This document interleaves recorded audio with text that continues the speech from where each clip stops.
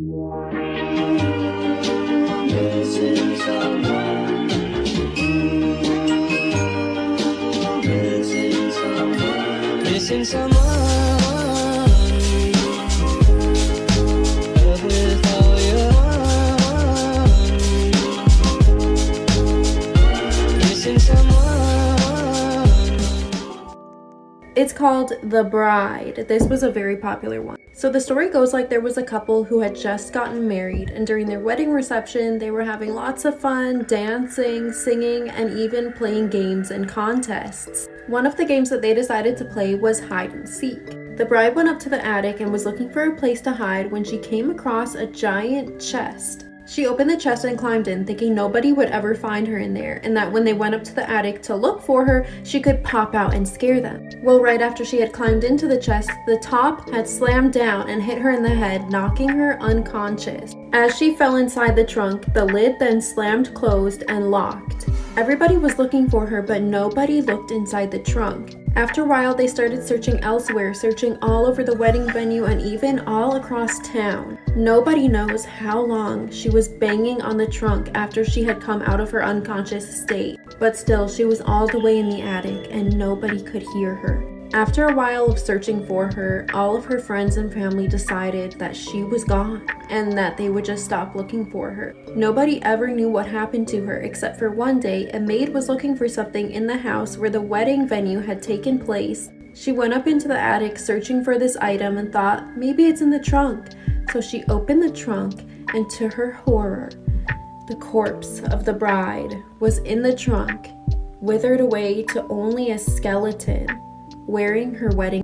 I feel like a lot of people undermine the importance of mental illnesses, and this is exactly why they should never be taken lightly. Audie Sanchez was a 33-year-old mother of a 3-week-old baby. She had severe mental illnesses but was never given proper care for them. She started to hear voices in her head and became very paranoid. These voices were telling her that she needed to get rid of her baby because the devil was inside of him. Once she started hearing these voices telling her these things, she tried to admit herself into a psychiatric hospital, but they denied her, sent her home with some medication and told her, hey, you're crazy, but you're gonna have to deal with it by yourself. Audie was aware that these thoughts weren't normal. So when she would feel like she might do something bad to her son, she would give him to her sister. But her sister would give him back to Audie after she thought Audie was good again. Although she knew Audie was having thoughts about harming her own son. She knew about Audie's severe mental illnesses as well. Their whole family did. There were several warning signs, but the baby was never taken out of her care. And this led to a devastating outcome. One night, Audie was staying with her mother and sister after she got in a fight with her baby father. Audie's sister had woken up to some loud screaming. It was Audie screaming after she had cut her son's head off and ate part of his brain. Trust your gut. Sabrina was about to head to college, but she had one big insecurity, her glasses, so she felt really excited when she finally scheduled her LASIK surgery. During her initial consultation with her doctor, though, she noticed some strange behaviors. He'd always scratch the top of his hairline, sometimes every few minutes. She also caught him trying to write with the cap of his pen still on and looking confused about why no ink was coming out. But she just brushed it off. She was excited to never wear glasses again, so she decided to go ahead with it.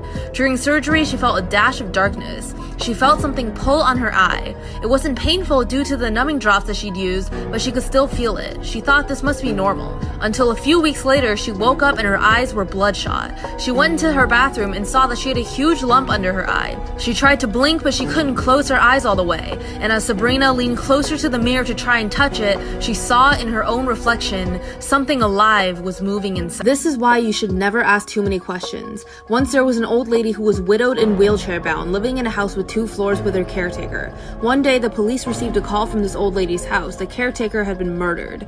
One detective was sent to investigate, where he found the caretaker's body on the 1st floor, vocal cords ripped out, lying in a pool of blood. The old lady was ruled out as a suspect because she was immobile, but the detective did note that this crime seemed familiar to how the widowed husband died years ago. He had suffocated in his sleep on the couch downstairs when the old lady was upstairs. After getting evidence from the 1st floor crime scene, the detective asked to look upstairs as well. The old lady refused at first, but he insisted and went up anyways. Everything seemed pretty normal until a shocking revelation came over him, and it sent chills down his spine. It was a detail that investigators had overlooked in the murder of the widow's husband as well. There is no phone on the 2nd floor. The detective then suddenly heard a noise, withdrew his weapon, and ran out of the room, only to find an empty wheelchair. This is going to be your reaction through this creepy story. Last Halloween, Lily had just broken up with her boyfriend and decided to spend Halloween night at home with her parents. She still lives at home and just wasn't in the mood to go out and party. The three watched some scary movies and passed out candy to trick-or-treaters throughout the night. Around 10, Lily's parents were going to bed and told her they had placed the bowl of remaining candy on the front porch in case anyone else came by, and Lily was going to stay up and watch some more TV before heading to bed. Hours later, around midnight, came a knock at the door. "It's a little late for this, isn't it?" Lily said to herself as she stood up to look through the front window. On the porch was a man in a clown costume. The person looked to be an adult and was alone. Lily sat back down, figuring whoever he was would eventually leave. Another few moments passed, and then another knock. And then a voice emerged from behind the door. "There's no more candy," the voice said. It appeared the man was using a child's voice. The whole thing was creepy, and Lily once again thought that he would just leave.